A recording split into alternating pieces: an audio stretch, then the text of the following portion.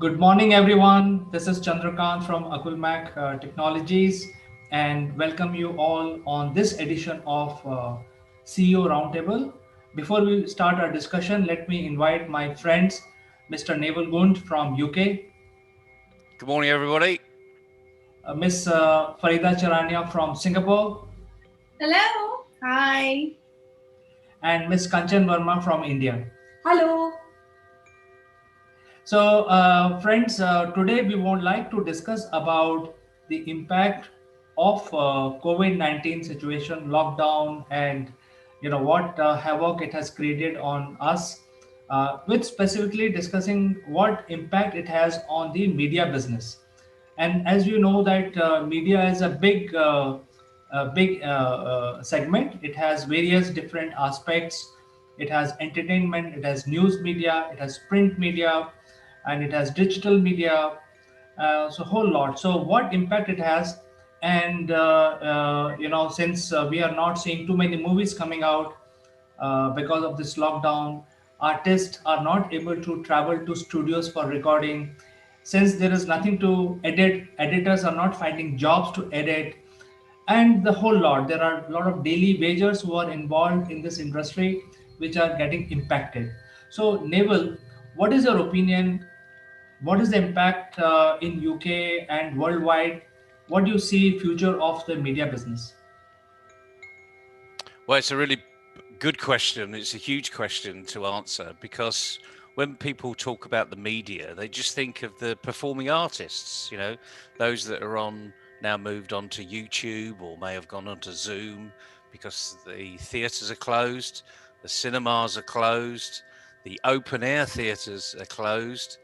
But we also should recall, you know, uh, the media is even bigger. It's the whole art world. So museums have closed, and lots of work goes on in that particular arena. And then if you start to look behind the scenes, it's the agents of these people in the frontline media. And then it's the people that move all of the sets around the world, the musicians, the following musicians, the graphic artists, the designers, the costume designers, the makeup artists. This is a massive, massive industry. And it actually is probably the forerunner of the gig economy. In other words, it's one gig followed by another, followed by another. So all of these people that are employed in the media tend to move from one project to another, to another, to another. Some projects are quite long, some projects are quite short. So, um, a concert on a weekend, it's really quite short, and then everything has to be in one place at one time. And then all of a sudden, it's dismantled, stuck on a plane or transportation, and taken to another venue because it's a calendar. One follows another, follows another. And all of that has been decimated by this, pandemic. So I did ask someone a little while ago, could they put a figure as to the size of the industry? Well, just in the UK, we are talking several £billion, and the UK is quite small compared to what's happening in the media. So it has had a big impact. And the funny thing is, we turn on the TV and we watch the news and we treat that as media. And yet, if you look at some of the news stations, the BBC inclusive, they've restricted, they've curtailed some of their activities. So this has affected everybody around the world. It's not just the UK. This has been devastating. So it'd be interesting to hear Farida and Kanchan's take on it, because India's 1.4 billion people, which is a damn sight bigger than the UK. We've got a mere 65 million here. So how's it affected you over there? Yeah, I feel that whatever points you have put across, they are definitely worth discussing because the media industry definitely are at the blow because there are unemployment, films are not being produced. But then media and communication industry are inherited linked to human behavior and perception. So we, especially in India, we enjoy entertainment and we find out the ways to do that. And I feel that digital platform has played a vital role in doing that. And I think media space being taken over by digital media, and many of the films are being produced on platforms like Netflix or Prime. But yes, there are some people, a chunk of people who are working, supporting this whole industry. They are jobless because there's no movie which is being produced physically in the studios. So whatever they are doing online, and sometimes they are separately doing. I mean, individualistically, they are approaching and showing their creativity. So that is a quite a grim situation, and we need to discuss out and maybe give a solution to these frontline professional who support. It's a frontline as well as support professional to really work for upliftment and work for this media. I'll just pick this up from where Kanchan left. I have a slightly different view on this. I don't think we can offer solutions to people who are jobless because of this pandemic and because of this entire shift, because that's going to be difficult. I live in a very small country. We are less than 5 million people, but still the loss of jobs, specifically in the media industry, is huge. Now, if you look at 2020, it's been a watershed year for the media and entertainment industry. Consumers and advertisers are actually shifting to digital channels, and they are expecting greater value for their time and money. They are also raising the bar for the customer experience, and competition is intensifying quite heavily to basically be able to use this granular data which is available on the internet, and to actually improve the customer experience. There are different business models which have come up, or rather they've mushroomed so quickly to evolve, to accommodate this new class of consumers and create hybrid monetization opportunities as well. Now, even the platform companies, so if you take example of India, the OTT platforms are already under scrutiny, and they have been kind of put under the same radar as films, medias, etc. So it's not all that hunky dory. Maybe the delivery has changed, but still work is going on in the background, and probably the medium is shifting. So the brick and mortar and digital world, the gap is widening, which was anyways expected, but COVID somewhere accelerated it. Now, job losses are mainly in the areas in the brick and mortar industry, for instance. If you talk about a theater, someone goes to a theater for an experience, and to provide that experience, there are so many people who are involved. There are people who are involved in serving you at the cafeteria, suppliers to the cafeteria, the ushers who bring you in, the staff that the theater actually employs. And these are people who are actually losing their jobs because the entire activity has gone down so much. I don't think it is so much editors or the lightmen who are part of this, because still the production is going on. They are definitely impacted, but perhaps to a lesser level than people who are in the brick and mortar spaces. For instance, the museums, they are closed, and all of those people might not have jobs after the government support schemes end. So because it's not going to be very easy for all of this to come back to pre-COVID levels very quickly. So it is a big problem. We cannot offer a solution. We can discuss it and probably offer some advice based on our experience and what we see, because we are from different parts of the world, so we encounter different situations. But would love to hear your take on this, CK. What do you think? Well, Farida and Kanchan, I think you summarized the whole problem quite nicely. I will break it down into smaller chunks for the benefit of our discussion. For instance, when we talk about print media is the worst affected segment of that market because nobody's buying any magazines, nobody's buying any entertainment, and nobody's certainly buying any newspaper. And most of this media was dependent on the advertisers. So advertisers have gone and found a different medium, which is the digital media, what Kanchan was mentioning. most of the advertisements are now happening on the digital platform. So the print media is suffering. In fact, there are a couple of very popular print media in India are closed. The shops are shut. So when I say the shops are shut, it's the print media which is shut, and they have prudently transferred their business to the digital platform. So all of those print is now available on the digital platform. So Farida, I fully agree with you. They have found a different way to stay relevant. However, the physical print media is almost non-existent basically. Now let's look at the TV platforms. In my opinion, the TV or the entertainment on TV or the news on TV also runs on the advertisers.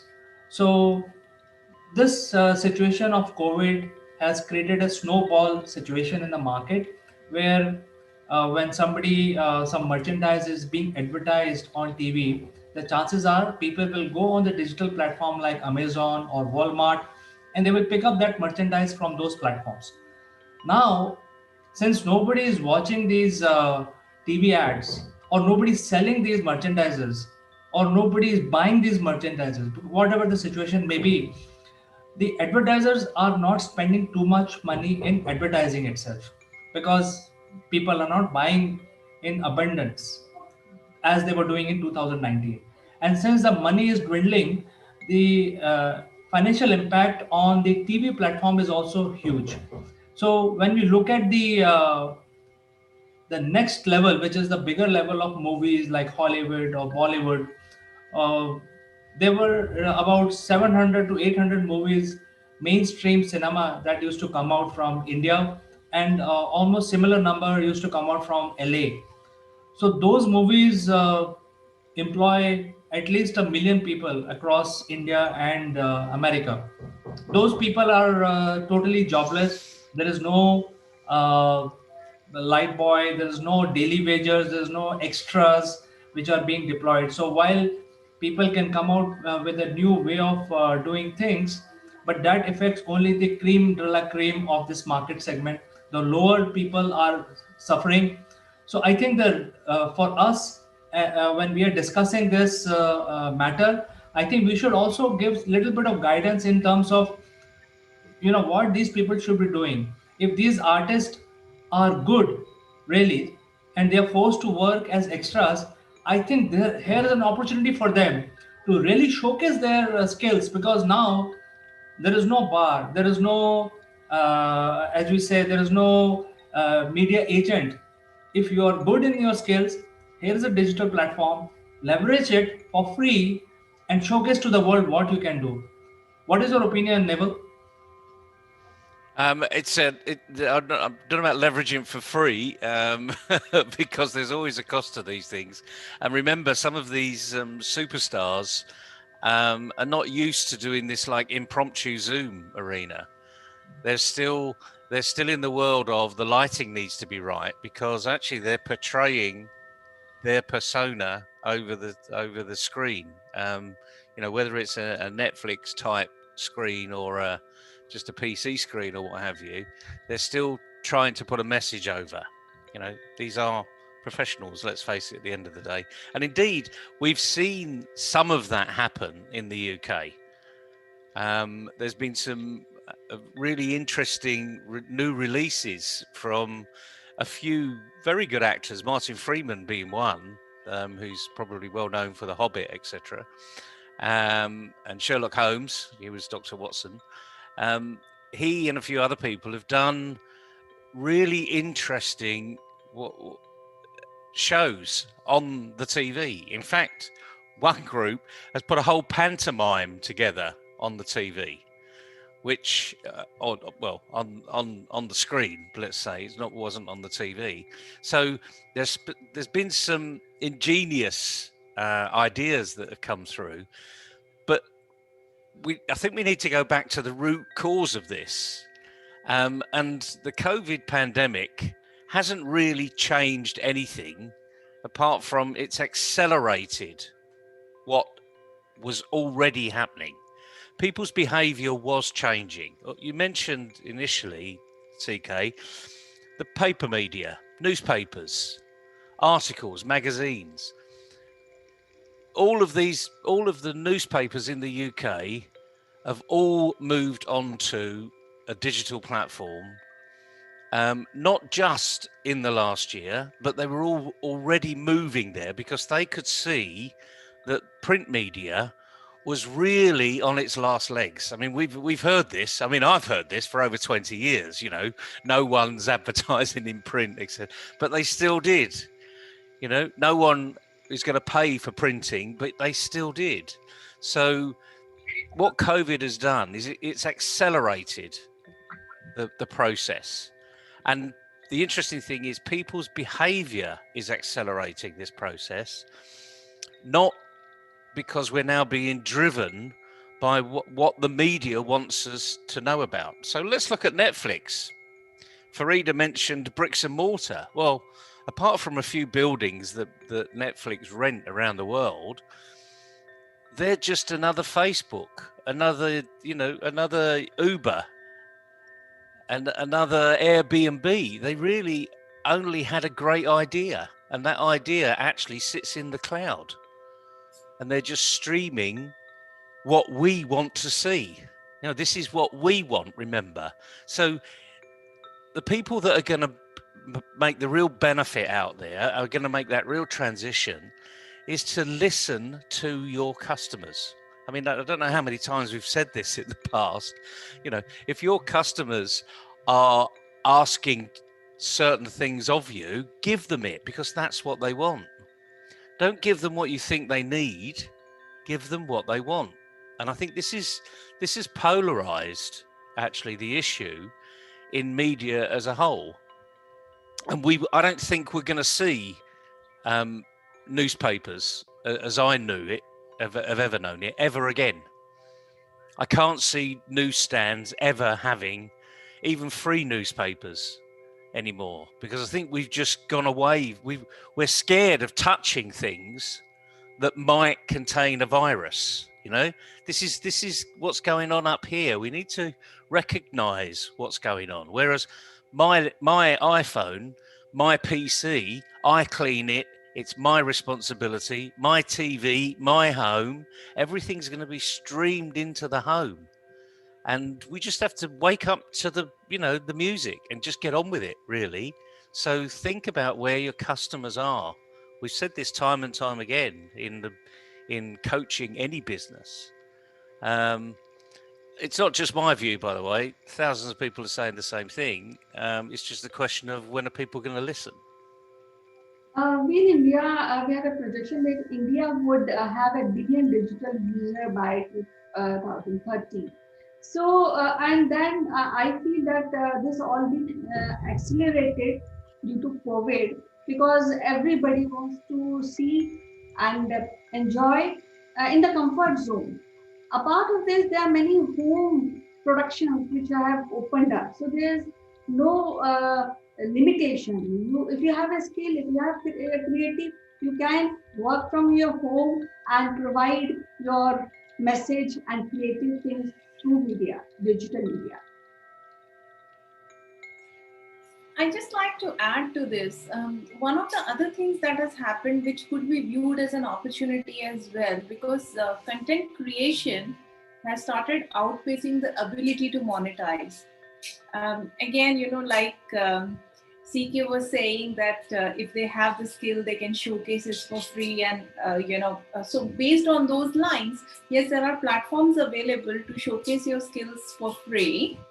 And there is now not much difference, or, the lines between, say, amateur, professionals, creators, distributors, it's all kind of fading away. So there is an opportunity for someone who's really, really talented. But I'm talking mostly about the performers and people who create that performance. I'm not talking about the people who are impacted by this because they are the support staff. They are not part of the creation process. There is also tension between profitability and distribution, because this is the time to disrupt. Everything is changing. So what worked for you last year is not working for you now. So again, the advertisers have moved their advertising spend to channels where they are getting a response. So all of that, like print media, yeah, it's dead. I kind of completely understand, and it's going to change the consumer behavior, because now we are so scared to actually touch any surface we are not aware of, right? Even if you go to a restaurant, you would basically see that it's been cleaned before you actually take your table. So I think that also is something which is changing. A lot of regulations will come in as well, but that will not hold back disruption, because this is anyways expected. It's just that, like Neville said, it's COVID has accelerated the pace of this disruption and the consumer behavior changing, and the delivery of entertainment or media changing. Yeah.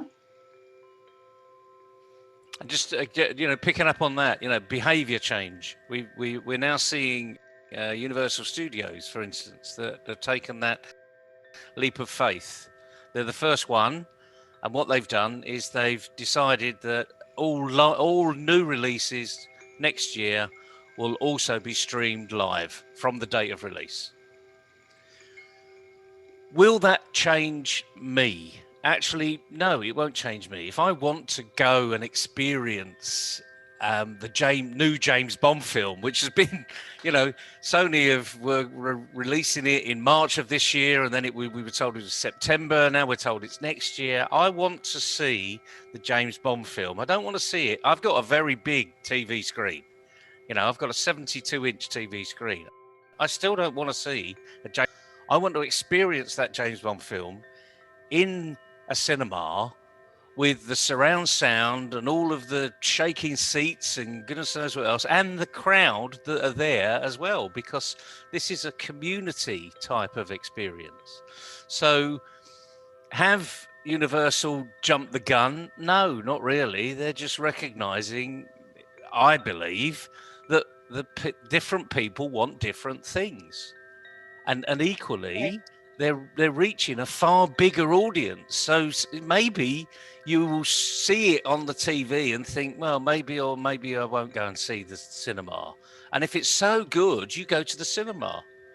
So this is almost like the classic consultancy arena. I'm going to give you a little bit for free. I mean, these streaming program, $5.99 for a month of Netflix. This is not expensive. That's pounds or dollars. It's not expensive. But if I want to see a movie that I've seen on Netflix, I will go to the cinema, because that's my second behavior. And interestingly enough, it was always my second behavior. I'd much rather see a trailer and then go and see it if I really want to see it at the cinema. So again, we just need to be looking at what consumer behavior is doing. We are changing, and we're changing quite rapidly. And remember, some consumer behavior has killed companies off in a matter of months. I mean, on the UK high street, we've seen so much devastation. And I'm not talking about COVID now. I'm talking about pre-COVID. Toys R Us. Toys R Us was an experience. If these type of companies have recognized that Disney has it right, that if you imagine that Disney ride that you would go on lasts about 2.5 minutes, 150 seconds.